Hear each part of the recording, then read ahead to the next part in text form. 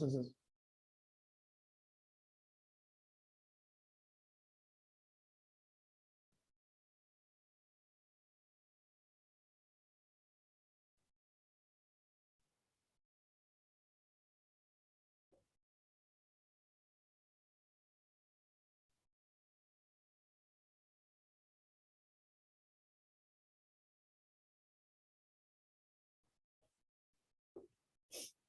Thermodynamic processes में note करें, a thermodynamic process is said to occur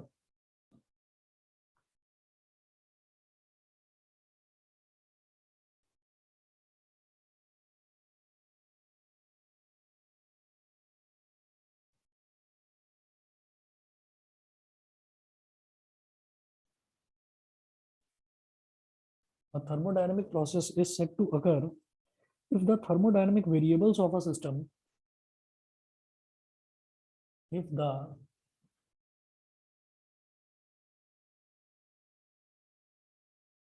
thermodynamic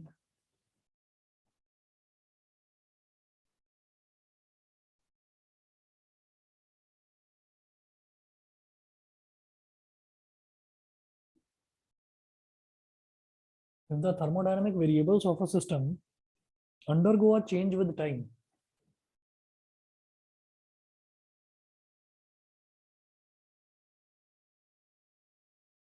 Undergo a change with time. A thermodynamic process is said to occur if the thermodynamic variables of a system undergo a change with time. अच्छा, thermodynamic variables क्या होते हैं किसी भी system के? Pressure, volume, temperature, बस ये तीन चीजें होती हैं, pressure, volume, temperature. Thermodynamic variables कि भाई हम प्रेशर बढ़ाएंगे तो सिस्टम पर क्या फर्क पड़ेगा, टेम्परेचर बढ़ाएंगे तो क्या फर्क पड़ेगा, वॉल्यूम बढ़ाएंगे घटाएंगे क्या फर्क पड़ेगा। ठीक, तो थर्मोडायनामिक प्रोसेसेस ये हैं। अब थर्मोडायनामिक प्रोसेसेस जो हैं वो चार तरीके के होते हैं। तो पहला नोट करेंगे आइसोथर्मल प्रोसेस। नोट करिए टाइप्स ऑफ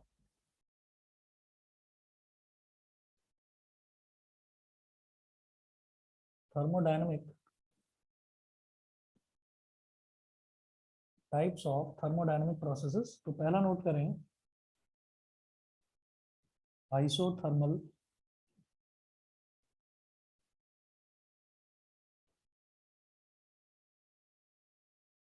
पहला नोट करिएगा isothermal process.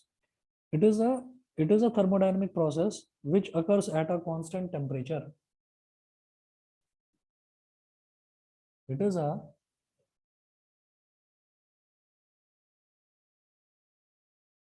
thermodynamic process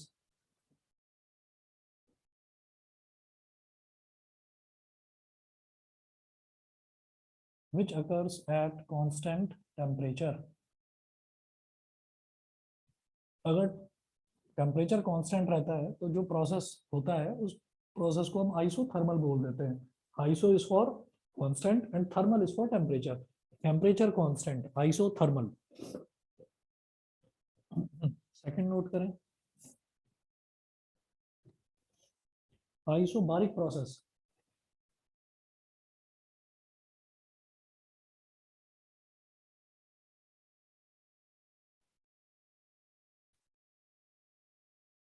isobaric process, isobaric process में नोट करें it is a thermodynamic process which occurs at a constant pressure.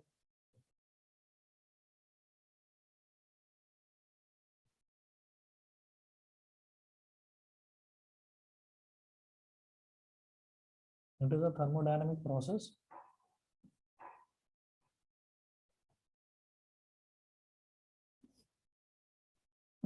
which occurs at a constant pressure।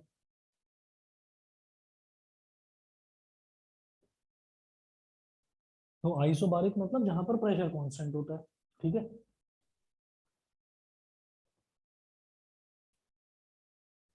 Third isochoric process.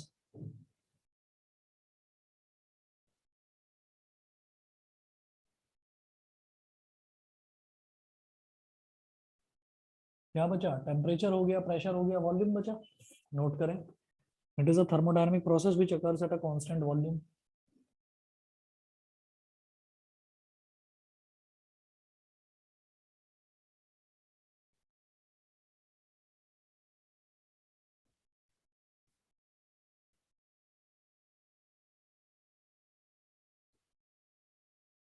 It is a thermodynamic process which occurs at a constant volume. Which occurs at a constant volume.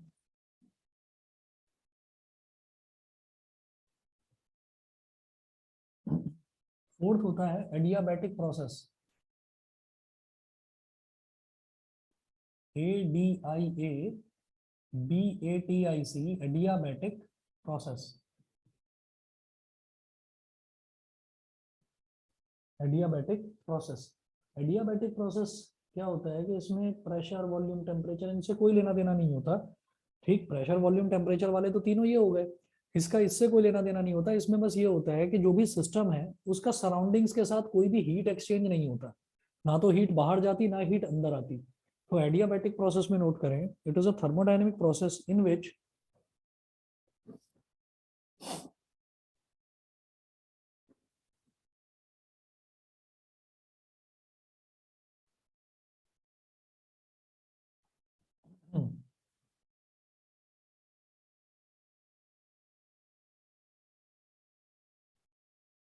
it is a thermodynamic process in which there is no exchange of heat energy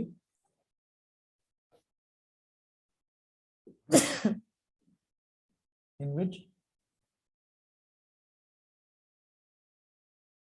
there is no exchange of heat energy. It is a thermodynamic process in which there is no exchange of heat energy between system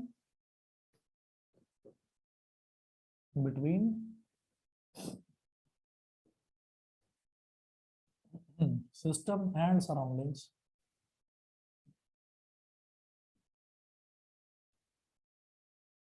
system और surroundings के बीच में किसी तरीके का heat exchange नहीं होता. ये चार तरीके के प्रोसेस है. फिर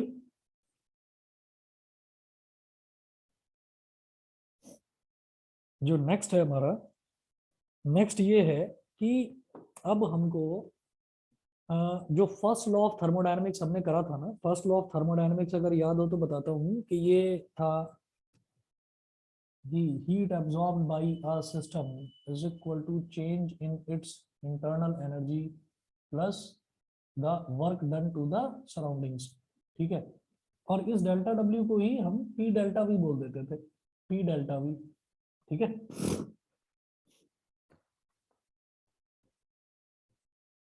अब मुझे करना है कि एक आइसोथर्मल प्रोसेस पे, एक आइसोथर्मल प्रोसेस यानी कि जहां पर टेम्परेचर कांस्टेंट रहे, तो एक आइसोथर्मल प्रोसेस में अगर हम वर्क डन करते हैं. हाँ लक्ष्य बताओ क्या कह रहे हो.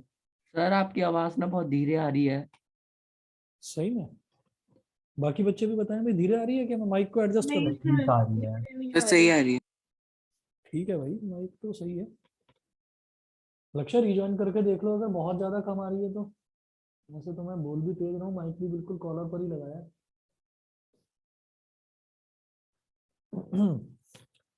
चलिए नोट करें आप, नेक्स्ट टॉपिक नोट करें, work done in an isothermal process.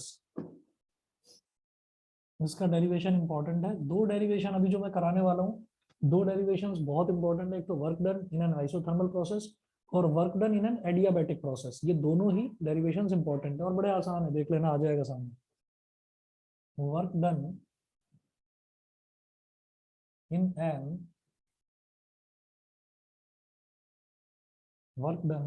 an isothermal process.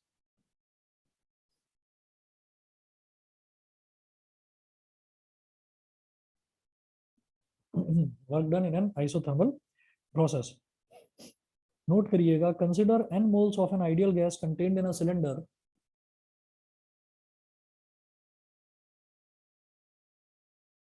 Consider small n moles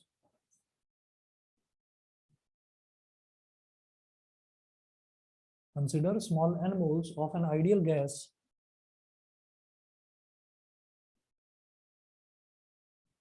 contained in a cylinder. Consider n moles of an ideal gas contained in a cylinder having conducting walls, having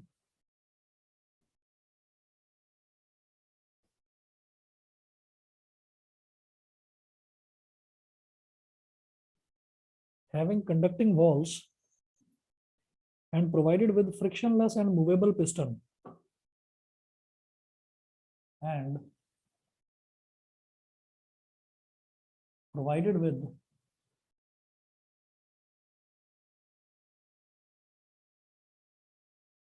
frictionless and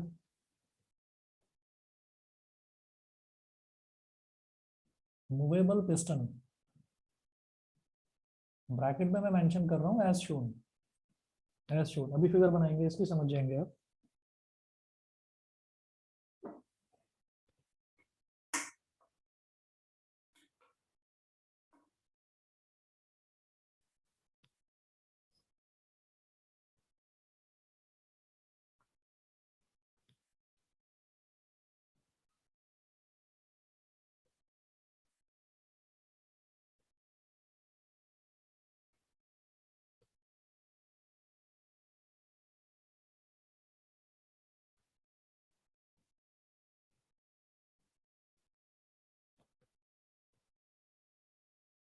तो diagram बिल्कुल वैसा ही बनाना है जैसा इस chapter में आप देख रहे होंगे कि मैं वो पिस्टन वाला सेम डायग्राम बनाता आ रहा हूँ हर एक टॉपिक में, वही डायग्राम यहाँ पर बनाना है।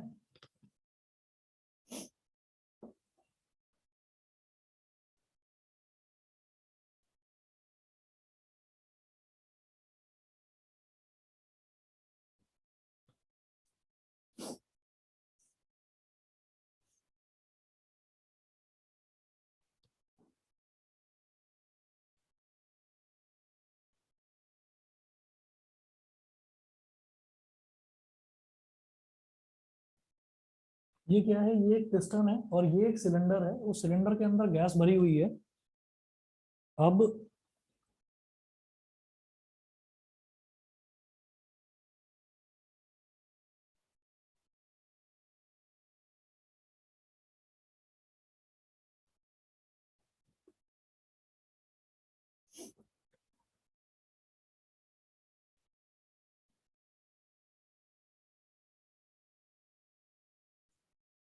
इस पूरे सिलेंडर में गैस भरी हुई है और ये जो डिस्टेंस है इसको आप मान लीजिए dx।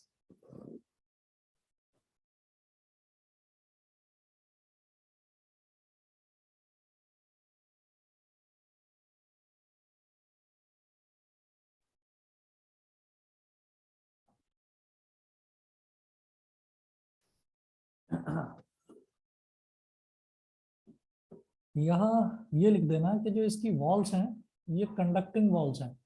कंडक्टिंग वॉल्स का मतलब हीट जो है वो सराउंडिंग में बाहर जा सकती है, मतलब अगर ये जो सिलेंडर है गर्म होगा तो इसके बाहर भी हीट जो है वो रेडिएट होगी, conducting wall. Next point note करेंगे, let P be the pressure of the gas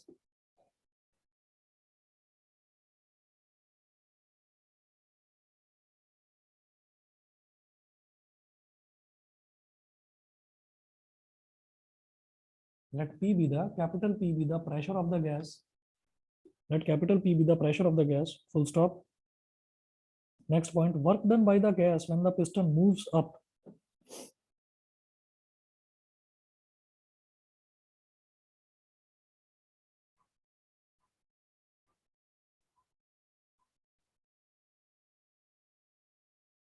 Work done by the gas when the piston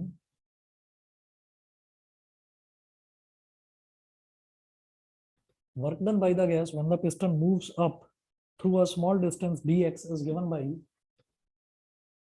through a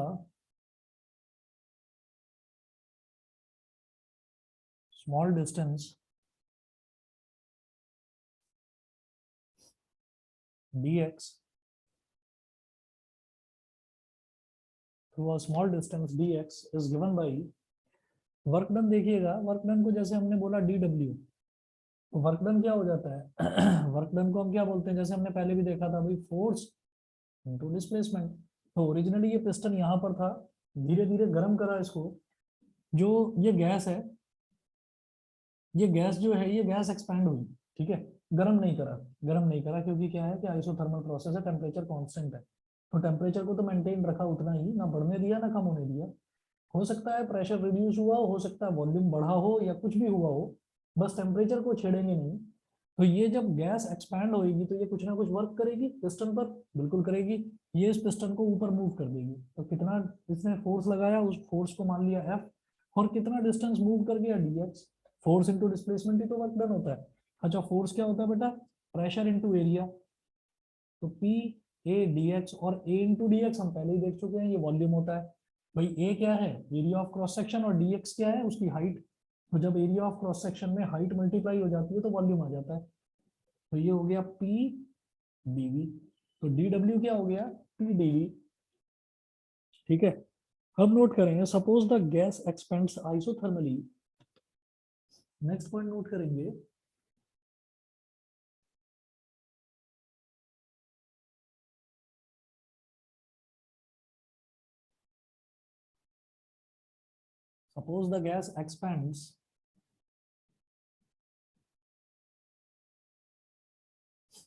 suppose the gas expands isothermally from initial state P1 V1, isothermally from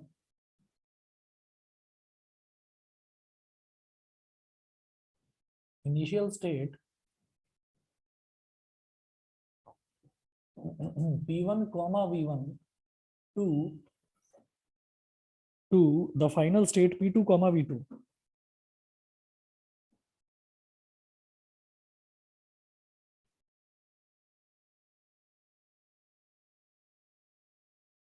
The final state P2 comma V2. Then the total amount of work done will be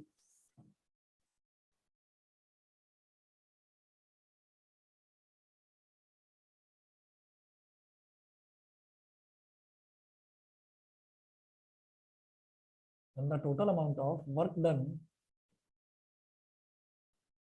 will be, देखिए जब ये छोटा सा amount मिलता है ना, छोटा सा वर्क डन जब मिलता है और मेरे को total amount of work done निकालना होता है, जैसे dw है तो मुझे dw को क्या करना होगा, इंटीग्रेट करना होगा, ताकि मुझे dw इंटीग्रेट होकर ताकि मुझे w मिल जाए, यानी कि टोटल वर्क डन मिल जाए।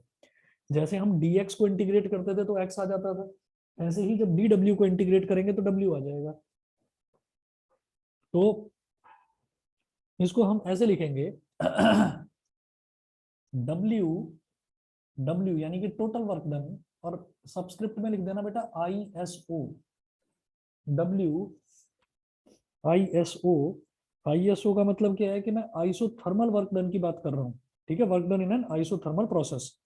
ठीक, अच्छा, तो ये क्या हो जाएगा, ये हो जाएगा इंटीग्रेशन ऑफ dw। मुझे मालूम है जब dw को इंटीग्रेशन करूंगा तो पूरा टोटल वर्क डन ही आएगा, इज इक्वल टू dw के इंटीग्रेशन का मतलब क्या है, p dv का इंटीग्रेशन। तो देखो यहाँ पर p dv का इंटीग्रेशन।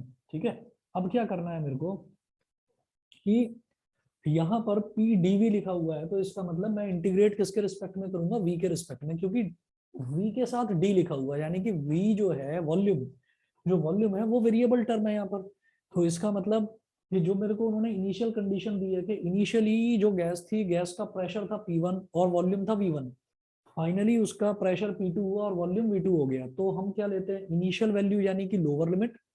तो लोअर लिमिट किसकी लूंगा, मैं प्रेशर की नहीं लूंगा, सिर्फ वॉल्यूम की लूंगा, क्योंकि वॉल्यूम ही वेरिएबल है। अगर डीपी होता बाई चांस, यहाँ पर फॉर्मूला कुछ ऐसा होता जिसमें डीपी होता, तो फिर मैं लोअर लिमिट P1 लेता और अपर लिमिट P2 लेता। तो यहाँ पर वेरिएबल V है, तो मैं लोअर लिमिट लूंगा बेटा V1 और अपर लिमिट लूंगा V2। ये समझ में आ गया सबको? Yes sir. ठीक है, यस सर। सभी बच्चे बताएं भाई, Vedant, Rakhi, Kanishk, Arjun, yes sir. Yes sir. Clear है? ठीक है, यस सर। ठीक है, ठीक है, चलता हूँ आगे मैं। अब उसके बाद हम ये कहते हैं कि for n moles of a gas, for small n moles of a gas. अच्छा बेटा 1 मिनट वेट करिए, कोई ना आया है, बस 1 मिनट आप वेट करिए, मैं अभी आ रहा हूँ।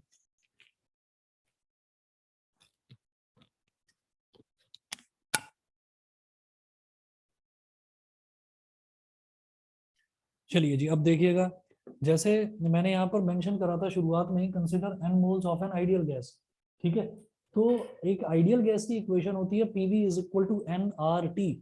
तो यहां से मैं क्या करूंगा, for n moles of gas PV is equal to n R T. ये मैं यहाँ पर क्यों लिख रहा हूँ, ताकि मैं प्रेशर को वॉल्यूम के टर्म्स में निकाल सकूं।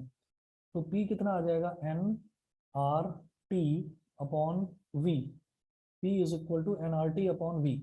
ये हमारा आया work done in an isothermal process. इसको मैंने बोल दिया इक्वेशन नंबर 1। तो ये कहेंगे substitute this value in equation 1। Substitute this value in equation 1। इस वैल्यू को इक्वेशन नंबर 1 में सब्स्टिट्यूट करिए।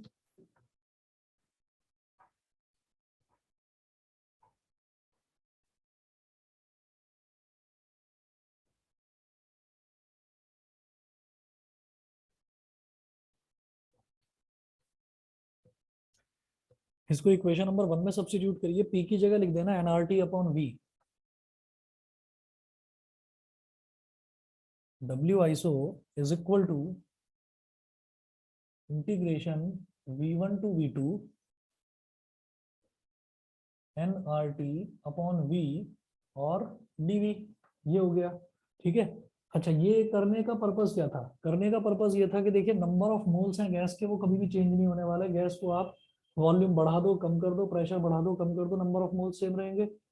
उसके बाद ये जो गैस कांस्टेंट है आर, ये भी सेम रहेगा।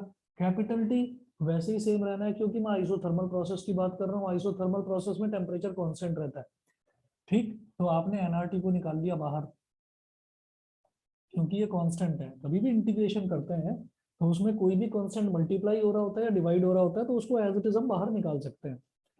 ये एनआरटी हो गया, इंटीग्रेशन v1 टू v2, और फिर ये हो गया बेटा dv अपॉन v। आपको पता होगा जब dx अपॉन x का इंटीग्रेशन करते हैं तो log x आ जाता है। तो n r t, और इसको आप क्या लिखें, आप ऐसे लिखें small l small n l n और v, ठीक है। और फिर एक स्क्वायर ब्रैकेट लगाओ और यहाँ लिख दो v1 और v2। देखिए आपको एक चीज बताता हूँ, ये जो ln है, ये ln भी एक तरह से log ही है, बस ln का मतलब होता है नेचुरल लॉग। नेचुरल लॉग का मतलब क्या है बताता हूँ। लॉगरिथम के बहुत ज्यादा हमको डिटेल में तो जाने की जरूरत है नहीं, जो कि हमारे सिलेबस में नहीं है। हाँ, आप ही लोग अगर आईसीएससी बोर्ड में होते तो प्रॉपर एक चैप्टर था, तो खैर जरूरत है नहीं उसकी। बस आपको एक चीज बताता हूँ कि कोई भी जो लॉग होता है ना, उसका एक बेस वैल्यू होती है। एक बेस वैल्यू होती है, जैसे अगर मान लीजिए मैं LOG लॉग लिख रहा हूँ, तो इसकी बेस वैल्यू होती है 10। 10 का मतलब क्या है कि हम हर एक चीज को, हर एक नंबर, चीज को तो नहीं कहना चाहिए, हर एक नंबर को हम 10 से कंपेयर करके चलेंगे। 10 का मतलब क्या है? 10 का मतलब समझिए, 10 का मतलब ये है कि दुनिया में जितने भी नंबर हैं, जितने भी दुनिया में नंबर हैं, उसमें 10 डिजिट आती हैं टोटल। 0 1 2 3 4 5 6 7 8 9। तो 0 से 9 तक अगर आप डिजिट्स काउंट करें तो देयर आर 10 डिजिट्स, ठीक है। तो ऐसा जो नंबर सिस्टम है उसको हम बोल देते हैं डेसिमल नंबर सिस्टम। तो ऐसे लॉग का बेस हम 10 लेते हैं, जिसको लिखकर दिखाने की बार बार जरूरत होती नहीं है, ठीक है। अच्छा, अब इसी वजह से अगर हमसे ये कह दिया जाए कि log 10 आपको कैलकुलेट करना है, तो log 10, और अगर बेस 10 है तो इसकी वैल्यू 1 आती है, लेकिन अगर बेस में कुछ और है तो वैल्यू 1 नहीं आएंगी, ठीक है। खैर, एक तो ये चीज हो गई। तो हम जब नॉर्मली ऐसे log लिखते हैं वो होता है log टू द बेस 10। तो जब हम ln लिख देते हैं ना, ln, तो इसके बेस में आ जाता है बेटा स्मॉल e। अब ये स्मॉल ई क्या है? ये आप लोगों के लिए एक नई टर्म है, इसको एक्सपोनेंशियल टर्म बोलते हैं, एक्सपोनेंशियल टर्म। और एक्सपोनेंशियल टर्म की जो वैल्यू है वो स्मॉल ई की वैल्यू हमेशा 1 से बड़ी होती है और 2 से छोटी होती है, ठीक है। एक्सपोनेंशियल टर्म एक ऐसा टर्म है जैसे कि पाई होता है ना, जैसे पाई होता है, तो पाई की वैल्यू को ये बता दिया जाता है कि 22/7। एग्जैक्टली वो भी वैल्यू नहीं होती उसकी। पाई को हमेशा पाई की टर्म्स में ही रखना होता है। इसी तरह से स्मॉल ई को हमेशा स्मॉल ई की तरह ही रखना होता है। ये एक एक्सपोनेंशियल टर्म है। तो ये मैं सिर्फ आपको ये बताने के लिए कर रहा हूं कि ln का मतलब होता है नेचुरल लॉग, यानी कि ऐसा लॉग जिसके बेस में 10 नहीं है, जिसके बेस में e है। ना तो इस पर कोई सवाल आएगा, ना आपसे इस बारे में कुछ ज्यादा डिटेल में पूछा जाएगा। तो इसलिए बस इतना याद रखिए कि ये जो ln मैंने लिखा है ये एक तरह से log ही है, ठीक है। और log में और ln में डिफरेंस क्या है वो मैंने बता दिया कि यहाँ बेस में 10 होता है, यहाँ बेस में e होता है। और ये डिफरेंस आपसे ना तो मैथ्स में ना फिजिक्स में कहीं पूछा नहीं जाएगा, ठीक है। तो बस यहाँ आप समझ लीजिए कि ये क्या आ गया, ये log भी आ गया। और जब अपर लिमिट और लोअर लिमिट होती है तो हम क्या करते हैं, एक बार अपर लिमिट डाल देंगे यहाँ nRT ln v2, एक बार v की जगह v2 डाला, माइनस एक बार v की जगह डाल दिया v1, तो ln v2 minus ln v1, मतलब log v2 minus log v1। ये सबको समझ में आ गया यहाँ तक? Yes sir. यहाँ तक क्लियर है? ठीक है, तो ये हो गया work done in an isothermal process. और इसमें एक काम और करेंगे, इसको मैं ऐसे लिखूंगा, work done in an isothermal process W iso is equal to nRT log A minus log B का फॉर्मूला होता है log A अपॉन B, तो ये हो जाएगा ln V2 upon V1, ln V2 upon V1। अब ये जो ln है इसको नॉर्मल वाले लॉग में यानी कि टू द बेस 10 वाले में कन्वर्ट करने के लिए क्या किया जाता है, एक नंबर है बेटा 2.303, उससे मल्टीप्लाई कर दो तो ये नॉर्मल वाले लॉग में कन्वर्ट हो जाएगा। तो आप क्या लिखें, W iso is equal to 2.303 into nRT into log V2 upon V1। This is work done in an isothermal process. बताइए जी, किसी को कुछ मुश्किल तो नहीं लगा इसमें? समझ में आ गया कि नहीं, बताओ? Yes sir. ठीक है, तो एक चीज और देख लो फिर, अगर ये चीज समझ में आ गई है तो एक चीज और देखो। एक रिलेशन होता है, हालांकि मैं अगले चैप्टर में देखूंगा, एक रिलेशन होता है P1V1 is equal to P2V2। Boyle's law बोलते हैं उसको, शायद आपने करा भी होगा ये। P1V1 is equal to P2V2। अगर इस V1 को नीचे ले जाऊं और इस P2 को नीचे ले जाऊं तो ये ऐसे हो जाएगा P1 upon P2 is equal to V2 upon V1। ये समझ में आया कि नहीं? एक रिलेशन होता Yes, है sir. कि प्रेशर और वॉल्यूम का मल्टीप्लीकेशन हमेशा कांस्टेंट होता है। रॉबर्ट बॉयल ने ये लॉ दिया था, केमिस्ट्री में शायद पढ़ा हो, नहीं पढ़ा तो मैं अभी गैसेस वाले चैप्टर में नेक्स्ट करूंगा इसको। तो अगर V2 अपॉन V1 यहाँ पर डेरिवेशन में लिखा हुआ है ना, तो मैं इसको P1 अपॉन P2 मतलब मैं वर्क डन प्रेशर की टर्म्स में भी कैलकुलेट कर सकता हूँ। यहाँ पर हम और करके ऐसे लिख देंगे, W iso is equal to 2.303 nRT log P1 upon P2। ठीक है जी। ये करने के बाद में जो अगला टॉपिक है, ये फर्स्ट लॉ का एक एप्लीकेशन था, कि application of first law of thermodynamics in calculating work done in an isothermal process. तो ये पहला एप्लीकेशन था। एक एप्लीकेशन इसका और है सिलेबस में, मोटा मोटा लिखा हुआ है सिलेबस में, work done in an adiabatic process. ठीक है, तो अब नेक्स्ट हमारा टॉपिक वही है कि work done in an adiabatic process, ये हमको करना है। वो करने से पहले, work done in an adiabatic process, वो करने से पहले मुझे ये नोट करना पड़ेगा कि एडियाबैटिक प्रोसेस की दो स्पेशल कंडीशंस होती हैं, वो मुझे हमेशा ध्यान रखनी है। देखिए, चार तरीके के process, isothermal process, thermodynamic process wherein temperature remains constant, ये तो हो गया isothermal. Isochoric where volume remains constant, isobaric where pressure remains constant. और एडियाबैटिक में क्या होता है, a thermodynamic process where there is no exchange of heat between the system and the surroundings। System क्या है, ये सिलेंडर, सराउंडिंग क्या है, इसके बाहर जो भी एयर वगैरह है, पूरे मॉलिक्यूल्स। तो इस सिस्टम में और सराउंडिंग में किसी तरीके की अगर हीट एक्सचेंज ना हो तो ऐसे प्रोसेस को हम बोलते हैं एडियाबैटिक प्रोसेस। उस एडियाबैटिक प्रोसेस की दो एसेंशियल कंडीशंस होती हैं, वो नोट करेंगे। मैं ये मिटा रहा हूँ।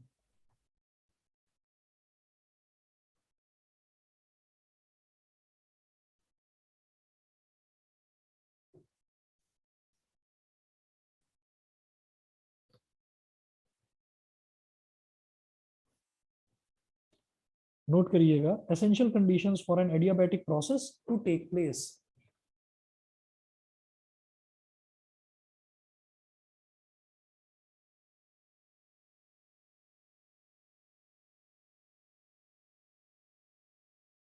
Essential conditions for an adiabatic process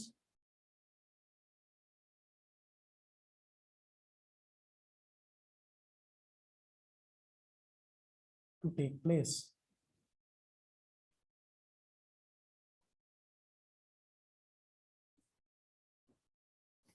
दो कंडीशंस हैं, पहला लिखें the walls of the container must be perfectly insulated.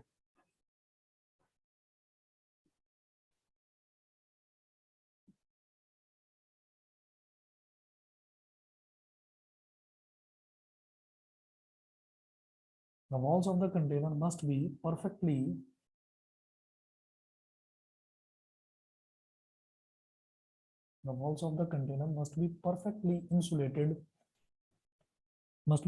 insulated so that there cannot be any exchange of heat, so that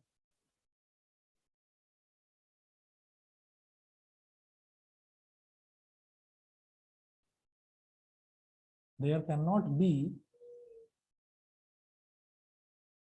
any exchange of heat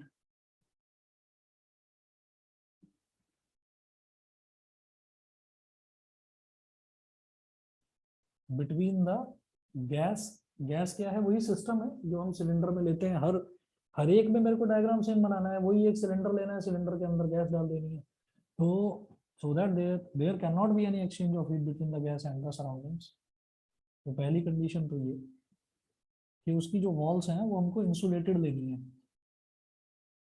insulated walls का मतलब ये है कि किसी भी तरीके की, चाहे वो प्लास्टिक की जैकेट हो उसके बाहर, चाहे वुडन जैकेट हो, मतलब सिलेंडर अगर भयंकर तरीके से गर्म भी हो रहा है और मैं उसको बाहर से टच करूं तो मुझे पता ही ना चले कि अंदर कितना गर्म हो रखा है.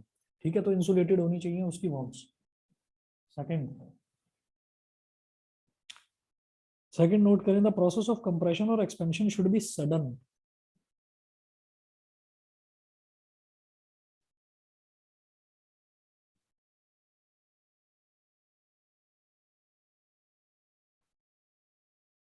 The process of compression or expansion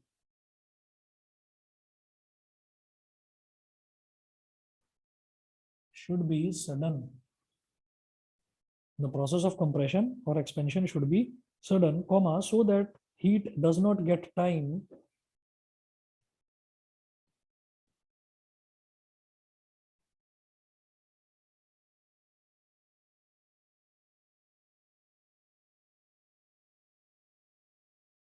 so that heat does not get time to get exchanged with the surroundings.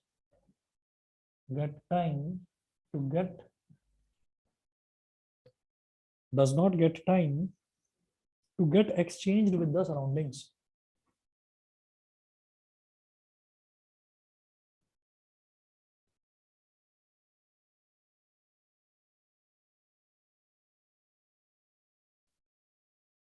मतलब वो जो कंप्रेशन होता है, चाहे तो पिस्टन को ऐसे दबाएं या पिस्टन को ऐसे ऊपर की तरफ उठाएं, तो वो जो कंप्रेशन या एक्सपेंशन होता है वो सडन होना चाहिए. क्योंकि आपको एक चीज बताई थी कि गैस का वॉल्यूम पर कोई फर्क ना पड़े या गैस के टेम्परेचर पर कोई फर्क ना पड़े, तो हम ना धीरे धीरे धीरे धीरे उसको कंप्रेस करते हैं या धीरे धीरे धीरे धीरे उसको एक्सपेंड करवाते हैं. ठीक है, लेकिन यहाँ पर मुझे प्रेशर, वॉल्यूम, टेम्परेचर वो बढ़े घटे कुछ भी हो, कोई मतलब नहीं है. बस सराउंडिंग्स के साथ में हीट का एक्सचेंज नहीं होना चाहिए एडियाबैटिक प्रोसेस में. बस इस चीज का ध्यान रखना. ठीक है, तो प्रोसेस ऑफ कंप्रेशन और एक्सपेंशन वो होना चाहिए फटाफट, सडन, एकदम झटके के साथ में, कि फटाफट आप कंप्रेस कर दें, फटाफट आप एक्सपेंड कर दें. सेकंड कंडीशन ये. पहली कंडीशन ये कि जो वॉल्स होती है कंटेनर की वो इंसुलेटेड होनी चाहिए. ठीक है, उसके बाद नेक्स्ट टॉपिक नोट करेंगे, work done in an adiabatic process. Work done in an adiabatic process.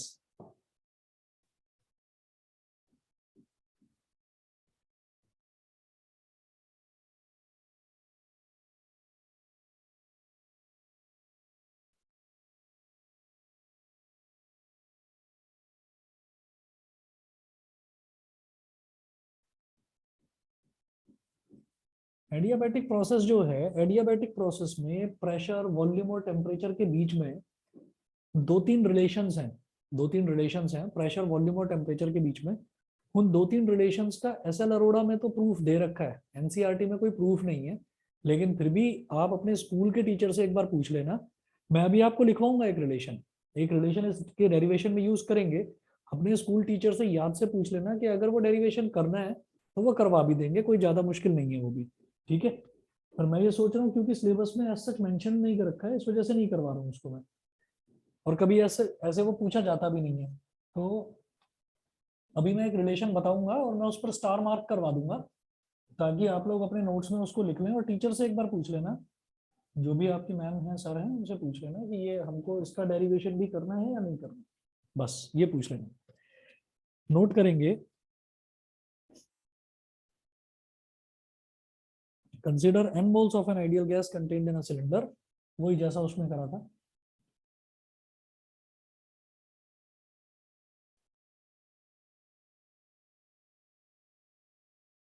n moles of an ideal gas, consider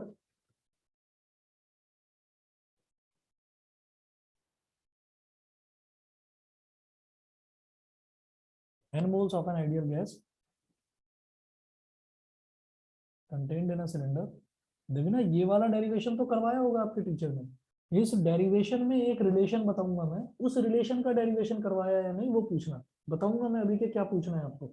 ये वाला तो डेफिनेटली करवाया होगा, ये तो सिलेबस में मेंशन्ड है। Consider n moles of an ideal gas contained in a cylinder, contained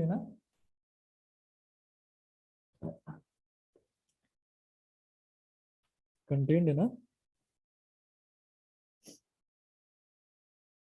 cylinder having insulating walls,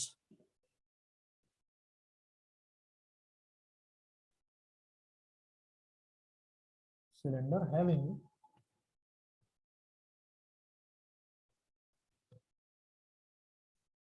insulated walls,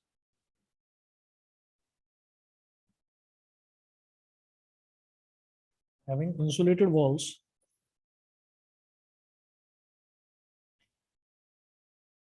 provided with frictionless piston, provided with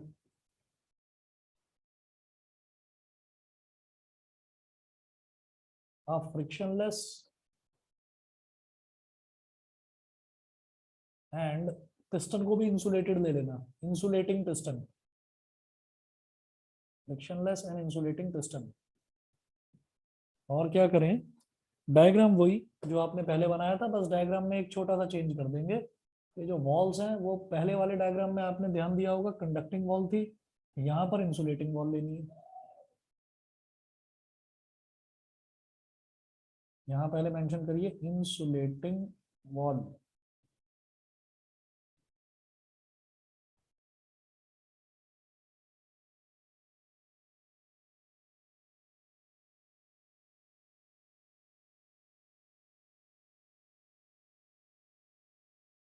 वही डिस्टेंस पहले वाला ही दिखाएंगे dx,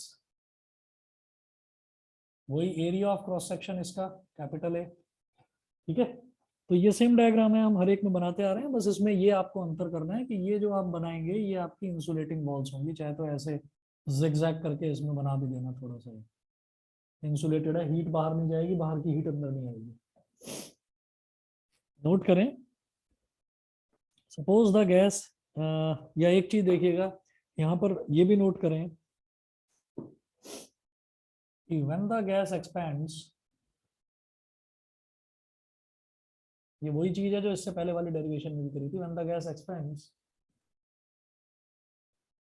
it does a work in raising the piston to a distance, in raising a piston to a distance dx, कितना, वही चीज same dw is equal to वही f dx, f को क्या बोलेंगे p into a d x, और a d x क्या हो जाएगा dv, मतलब dw is equal to p dv। ठीक है, अब इससे पहले वाले डेरिवेशन में क्या था कि जो गैस थी वो आइसोथर्मली एक्सपैंड कर रही थी, यानी कि उसका टेम्परेचर कांस्टेंट था, प्रेशर वॉल्यूम इसमें चेंज हो जाए कोई फर्क नहीं पड़ता, वो ले सकते हैं हम आइसोथर्मल में।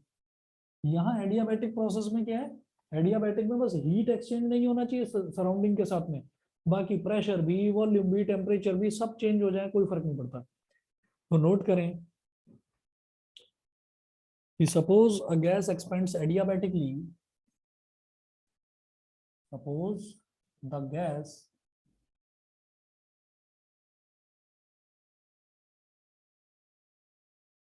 suppose the gas expands adiabatically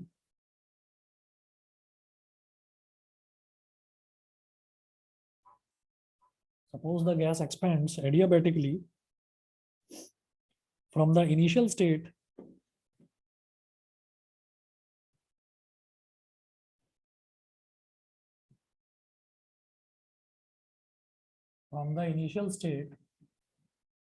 P1, V1, T1, P1, V1, T1 to the final state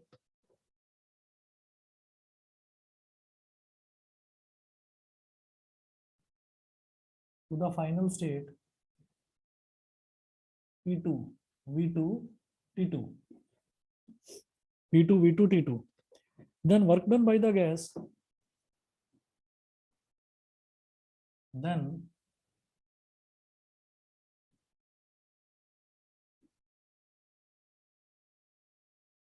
work done by the gas, तो वर्क डन कितना होगा by the gas?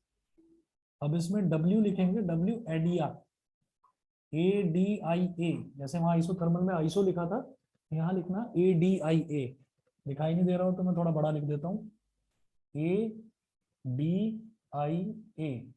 Is equal to क्या हो जाएगा, इंटीग्रेशन ऑफ DW, और integration of DW क्या हो जाएगा, DW क्या था, PdV, PdV का इंटीग्रेशन कहाँ से कहाँ भाई, अभी तो PdV लिखा हुआ है ना, तो PdV का मतलब वही है, हमारी initial state P1, V1, T1, final state P2, V2, T2। ठीक, तो वेरिएबल तो केवल एक है V, तो इसका मतलब वही लिखेंगे हम PdV, जैसे पहले लिखा था, V1 से V2 हमने इंटीग्रेट करा इसको। उसके बाद आप यहां नोट करें, for an adiabatic change we know that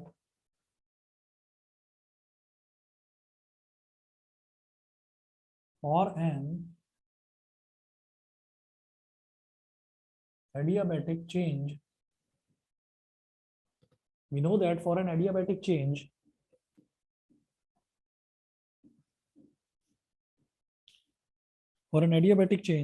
P V की power gamma, P into V की power gamma is equal to constant, P into V की power gamma is equal to constant, that is P V की power gamma is equal to K। बेटा ये जो मैं लिख रहा हूं ना, इस पर मैं स्टार बना रहा हूं, अपने टीचर से ये पूछ लेना कि ये इस रिलेशन का प्रूफ हमारे सिलेबस में है या नहीं। ठीक है, सुन लिया सबने? Yes, sir. लिया सबने?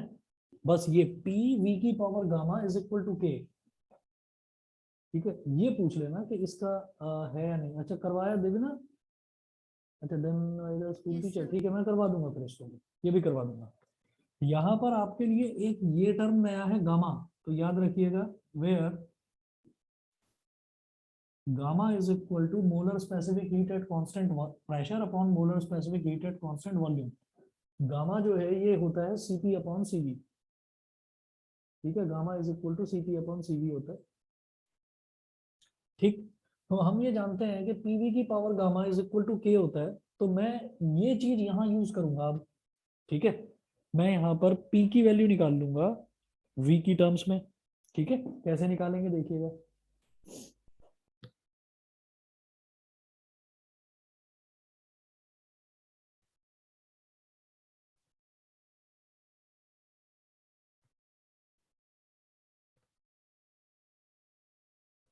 यहाँ क्या हुआ कि पीवी की power gamma is equal to K, तो यहाँ से आप पी की वैल्यू निकालेंगे तो ये क्या हो जाएगा, के अपॉन वी की पावर गामा, इसको क्या लिख सकते हैं, के इंटू वी की पावर माइनस गामा। ये डब्ल्यू एडिया था, इक्वेशन नंबर 1 बोलिए, substitute this value in equation 1,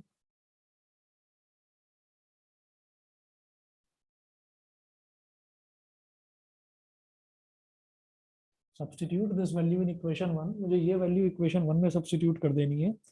तो इक्वेशन 1 में इसको सब्स्टिट्यूट करेंगे तो W adia is equal to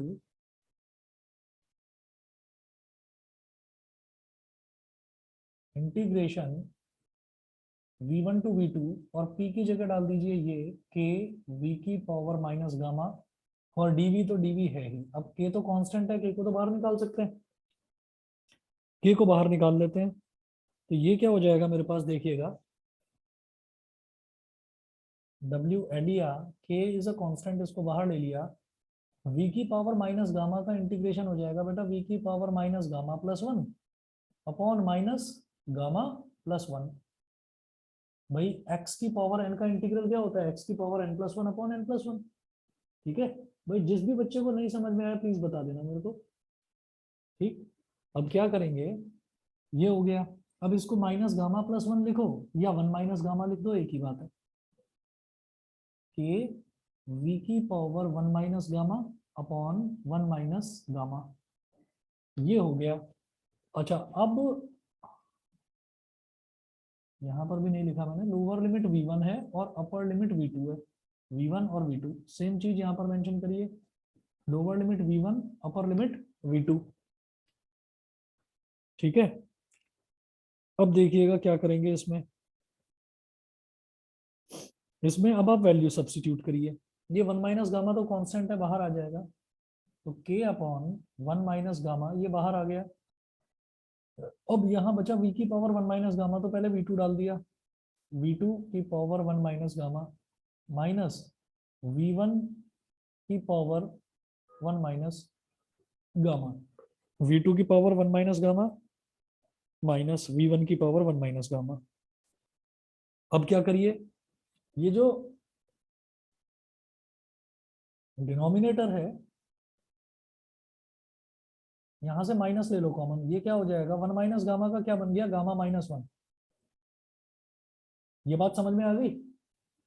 denominator में से अगर मैंने माइनस 1 कॉमन लिया तो ये 1 माइनस गामा हो जाएगा, गामा माइनस 1, उस माइनस 1 को यहां लिख दो आप।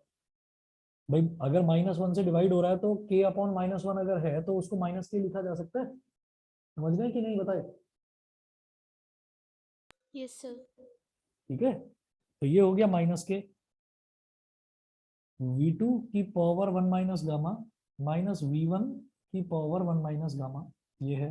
ये माइनस क्यों लिया गया है, एक पर्पज है इसका भी, इसको अंदर मल्टीप्लाई कर दो।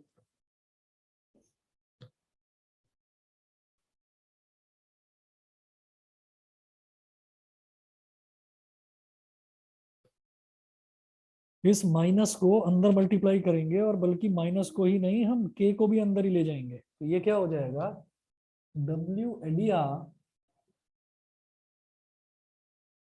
इज इक्वल टू, जब इसको अंदर ले जाए, w adia is equal to 1 upon gamma minus 1,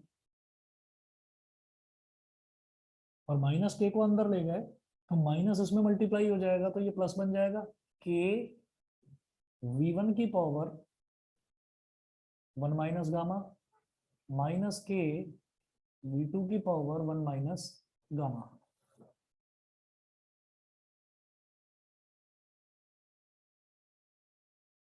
ठीक है, अच्छा के क्या होता है, वेयर के, के क्या होता है भाई खुद देखिए, पी वी की power gamma is equal to constant. ठीक, तो अगर मैं P1 V1 की पावर गामा बोल दूं तो भी वो के बराबर है, P1 V1 की पावर गामा, या मैं P2 V2 की पावर गामा बोल दूं तो वो भी आपका के बराबर है। चाहे P1 V1 की पावर गामा बोल दो, चाहे P2 V2 की पावर गामा बोल दो। ठीक है जी, बताइए क्लियर है यहाँ पर कि नहीं, ये चीज क्लियर है, ये समझ यस गए। सर। जैसे K is equal to PV की पावर गामा था, तो अलग अलग प्रेशर और अलग अलग वॉल्यूम्स के लिए ये रिलेशन होल्ड करेगा। तो प्रेशर और वॉल्यूम अगर P1 V1 है तो P1 V1 की पावर गामा, P2 V2 है तो P2 V2 की पावर गामा, ऐसा कर लिया।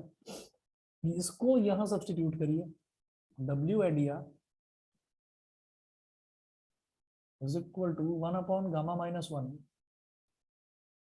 और K क्या है, यहां पर डालिए ये वाला वैल्यू, P1 V1 की पावर गामा, P1 V1 की पावर गामा इंटू V1 की पावर 1 माइनस गामा, माइनस यहाँ के की जगह डालें P2 V2 की पावर गामा, P2 V2 की पावर गामा इंटू V2 की पावर 1 माइनस गामा। ये हो गया, ये यहाँ तक पहुंच गया हूं मैं, ये कंफ्यूज मत होना इसमें।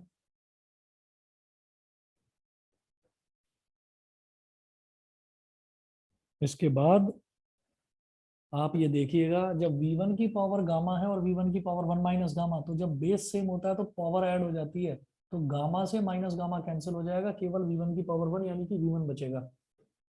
It implies that w ADR is equal to 1 upon gamma minus 1, और यहाँ ब्रैकेट में लिखिए p1 v1 minus p2 v2, p1 v1 minus p2 v2।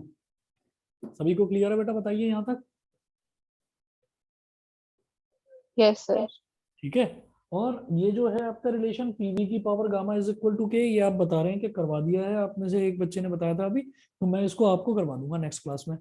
और नेक्स्ट क्लास के लिए आप लोग प्रिपेयर रहना, शाम को 6 साढ़े 6 बजे तक, कल शाम को मैसेज एक बार देख लेना ग्रुप पर, मैं आपकी रात को 9:15 बजे एक्स्ट्रा क्लास ले सकता हूँ। ठीक है, तो प्रिपेयर रहिएगा आप लोग।